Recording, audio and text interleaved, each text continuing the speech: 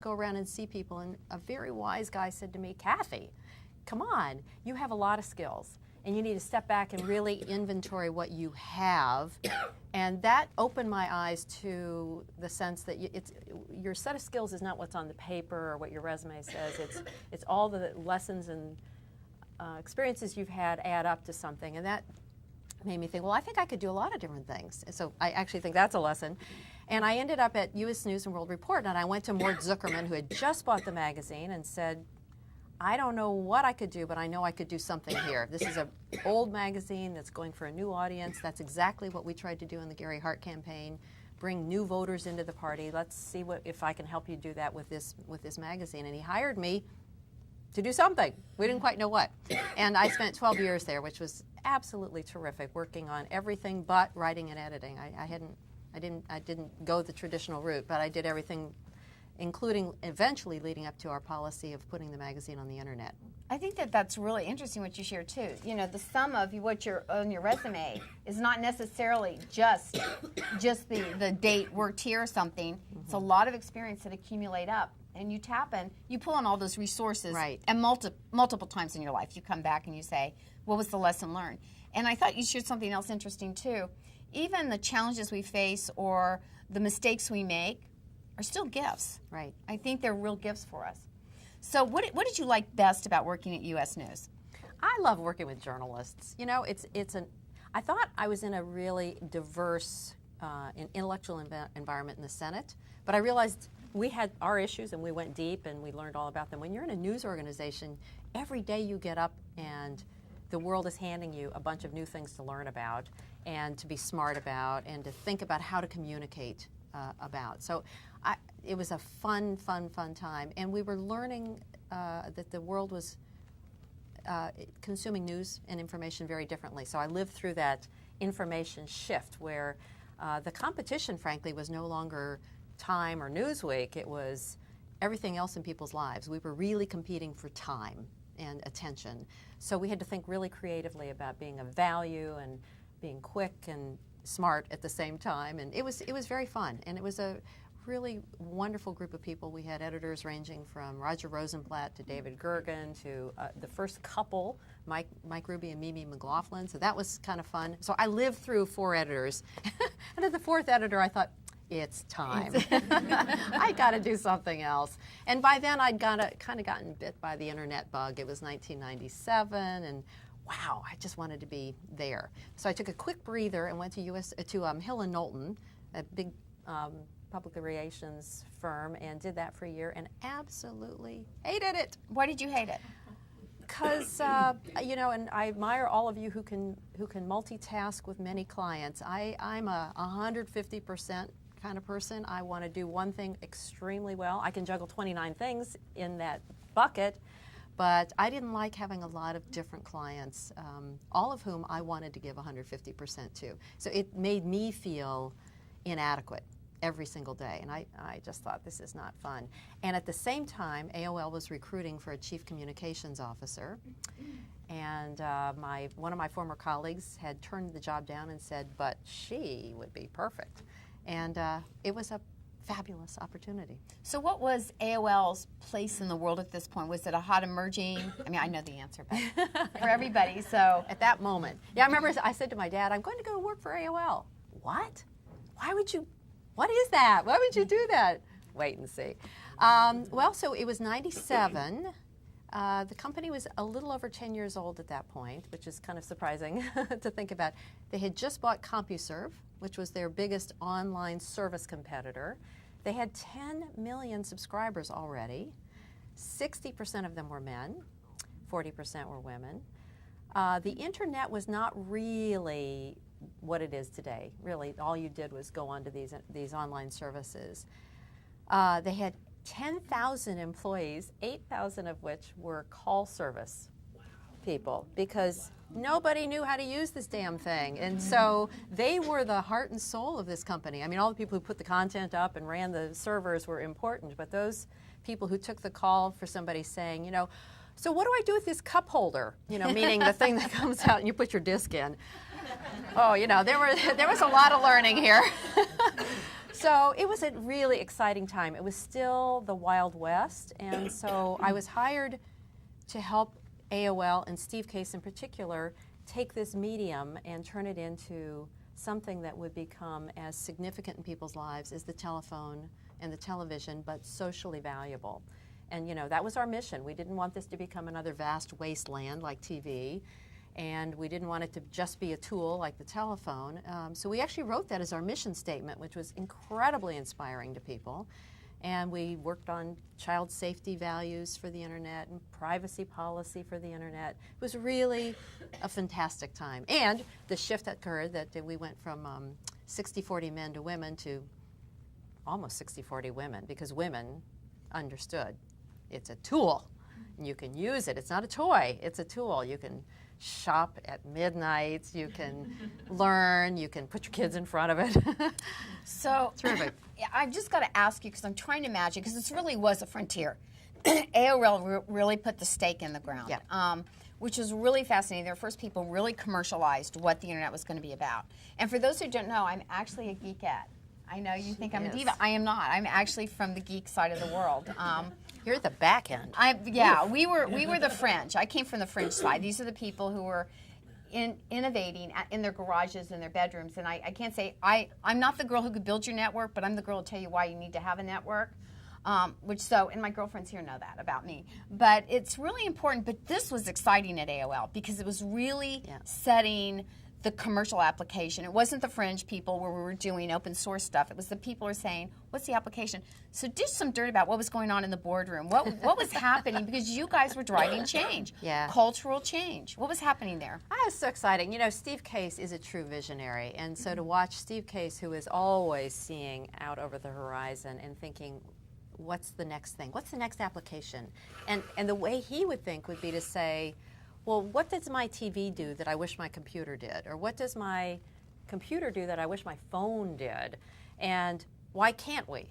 That was kind of the mantra. Why can't we? So you had that. Then you had Bob Pittman, who came in as the COO and was the marketing guy extraordinaire. You had Ted Leonsis, a Washington legend, who really had passion and was a great content developer.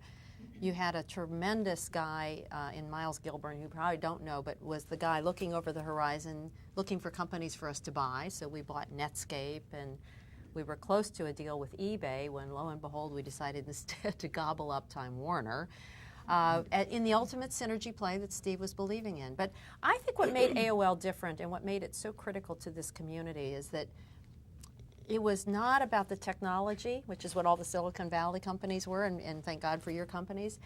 It was about the consumer. It was always driven by what does the consumer want, what does the consumer need, and that because partly we were here in Washington, we were more focused on that as well as policy than we were kind of the latest cool and whizzy. But that had to come with it, obviously. So it was really an exciting time. It was very fast-paced. You know, at 10:30 at night, we were signing off on press releases for the next morning.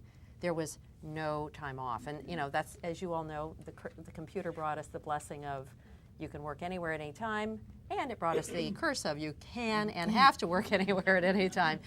And that was how it was. And Steve Case, in particular, wasn't as excited about talking to you in person as he was IMing, instant messaging. So it was a really challenging cultural shift. I had teenagers at the time, and it was a lot of balancing to deal with. I just think about that period of time and how fascinating it was. And I thought you made an interesting point that AOL was here in Washington, D.C. It was affecting policy. A lot, if you think about Google and eBay, who were really West Coast companies, they're very late to get back into the policy side. And that's something to be mindful of, because if you're working on issues, policy needs to become an integral part of what you're doing, because people on the Capitol Hill, and you knew that because you came from the policy side, are going to make decisions which affect all of us. And I remember when Google, just a few years ago, they set up their Washington, D.C. branch and brought on Vince Cerf to serve now as their chief evangelist. I thought the other thing you shared that was really interesting is that Steve Case was a visionary and a futurist. And if you're serving in a leadership role or a CEO, you really need, that's your most important job, I think. If you're leading, is to look to the future, because you've always got to be able to shift where opportunity comes. and where problems may occur, and follow that. So what do you think was one of the most brilliant decisions made while at AOL, and maybe one of not the so brilliant one? Gee, I think the merger may have been not the brilliant one. Probably the most brilliant decision made was they ended up, it was actually just when I arrived, they had a crisis. The system went down for 19 hours. And it's funny, you look back now and you can't even imagine not having your internet access for 19 hours.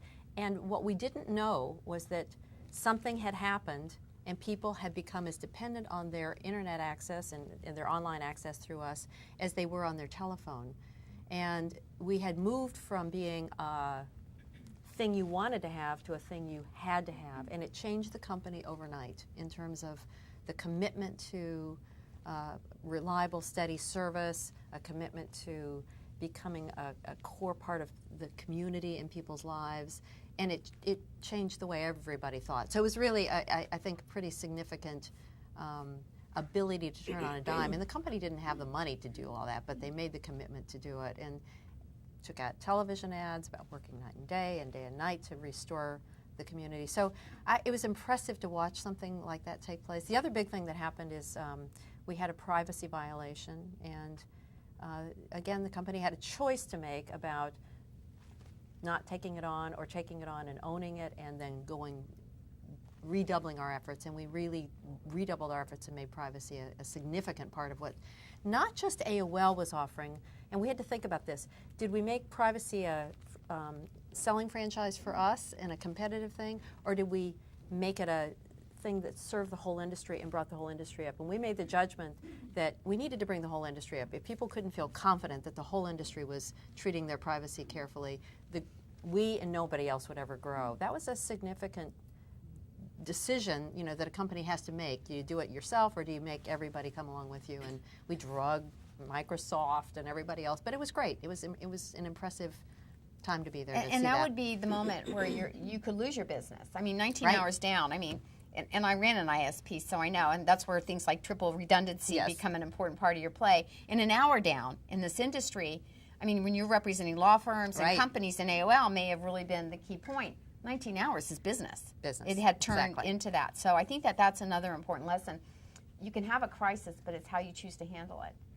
And it's going back and talking to your clients. Right. And I used to, when we had those kind of problems, would call our clients, and even though technology, my guys would ever come explain to me what happened, which really didn't make any sense. And I used to tell them, I heard that it was the sprocket on the Flimlock block, and we replaced it.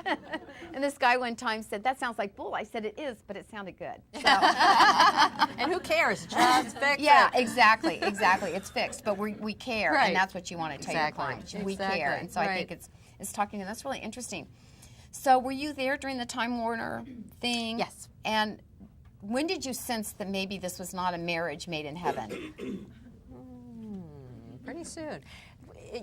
This merger took place over a weekend. And so a few people knew about it. I didn't know about it till Friday morning, and we announced it Monday morning. We kept it under wraps for an entire weekend, which, I don't know, maybe it's amazing, but it was pretty amazing. We had a press corps that covered everything pretty carefully. We announced it Monday to a great deal of hoopla. I don't know if you all remember. It was 2000. It was the beginning of the new millennium. This was what everything was about. But the expectations were quite high, and the cultures did not mesh. And there had been some early mistakes in not bringing people on board. And, if you're not in at the takeoff, you're rarely in at the landing. And this was a classic of failure to give everybody an incentive to work together. I have to say the AOL people were somewhat arrogant. We thought we owned the world and were pretty damn smart. Our Time Warner colleagues didn't quite see it that way. They'd run a pretty successful company for a pretty long time. And so there was some collision of cultures that way. And the market fell apart right afterward. It was a perfect storm of stuff. So it was... I'm no genius. I didn't see it coming necessarily. And I was moving out, at that point, out of the communications job and into running corporate social responsibility in our foundation, which was exciting because it was maybe the one good thing that was happening. We were trying to really put the other face on the company and give our employees something positive to think about at a time when The rest of the news was pretty rough. So it's kind of like you're a little fortunate too. I mean, Yeah, that I've you always weren't, been. yeah, just a little bit. Just oops, I wasn't there. You know, kind Well, of I thing. was. I'm not just, well, Yeah, yeah, but, right. but I got to move forward. And Right, which is good. exactly, Yeah. exactly. Because I just can't even imagine what the culture, what the attitude must have shifted like, especially since it was publicly becoming apparent that Yeah. maybe this wasn't a marriage that's going to, you know, work out.